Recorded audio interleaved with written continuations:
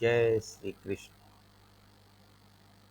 भक्ति योग अध्याय 12 श्लोक 6 और 7। एतु सर्वाणि कर्माणि मयि सन्न्यस्य मत्पराः अनन्येनैव योगेन मां ध्यायन्त उपासते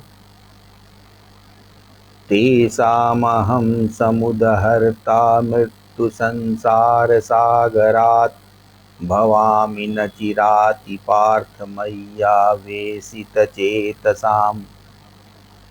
जो तो संपूर्ण कर्मों को मुझ में अर्पण करके मेरे परायण होकर अनन्य योग से मेरा ध्यान करते हुए उपासना करते हैं, हे पार्थ, मुझ में चित्त लगाए हुए उन लोगों का मैं मृत्यु रूपी संसार सागर से शीघ्र ही उद्धार करने वाला होता हूँ। भगवान कहते हैं कि जो मनुष्य कर्म योग में निपुणता से चलते हुए अनन्य भाव से मेरी उपासना करता है, तो मैं उसे उस दुखात्मक संसार से शीघ्र ही मुक्ति दिला देता हूँ। यहाँ समझने वाली बात यह है कि क्या यह संसार दुखमय है या फिर इस संसार में इतना सुख और कहीं नहीं।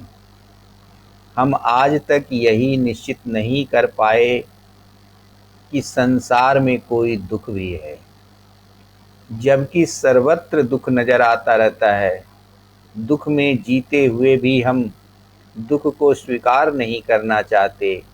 यह निश्चित रूप से भगवान की अविद्यमान माया का ही प्रभाव हो सकता है।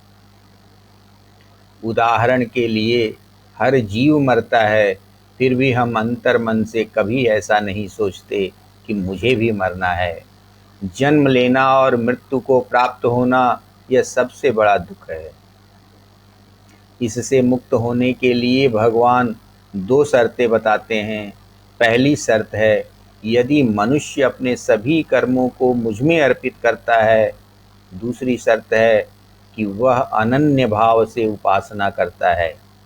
अनन्य का अर्थ है जो किसी दूसरे का चिंतन न करता हो, अर्थात किसी दूसरे के प्रति उसके मन में कोई रागात्मक या द्वेषात्मक संबंध न हो। इस प्रकार इन दोनों शर्तों को पूरा करने वाले मनुष्य की मुक्ति का प्रबंध भगवान स्वयं करते हैं।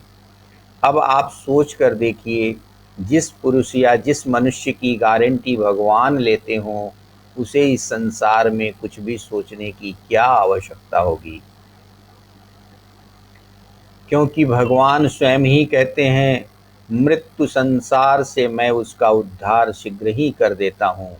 भले ही प्रत्यक्ष रूप से मनुष्य को यह पता ही नहीं चलता कि उसे भगवान की आवश्यकता है अथवा नहीं, लेकिन अप्रत्यक्ष रूप से उसके अंतर मन में यह बात बड़े पक्के ढंग से बैठी हुई है कि बिना ईश्वर के कोई भी कार्य नहीं हो सकता। मनुष्य तब तक सिर्फ अपना प्रयत्न करता है जब तक कि उसे यह पता रहता है कि मैं जीत जाऊंगा, लेकिन स्थिति बदलने से उसे यह विश्वास होने लगता है कि उसके पास क्षमता नहीं है। फिर भी वह यह मानने को तैयार नहीं है कि बिना प्रभु के कृपा के वह इस समर को जीत नहीं सकता। सत्य चाहे जो भी हो, इतना तो अवश्य सत्य है कि मनुष्य भगवान के चरणों के प्रति, अर्थात किसी दूसरे का चिंतन किए बिना, रखे बिना यह इस दुखालय संसार के पार नहीं जा सकता। आपने ऊपर देखा कि भगवान की माया कितनी कठिन और दुस्तर है, उसे पार पाना सहज नहीं। फिर बिना प्रभु की भक्ति के इस संसार सागर को कैसे पार किया जा सकता है। यदि कोई भगवान द्वारा बताए हुए इन दोनों गुणों को भली भांति अपनाएगा, तो निश्चित रूप से वह एक दिन कल्याण को प्राप्त हो जाएगा। जय श्री कृष्ण।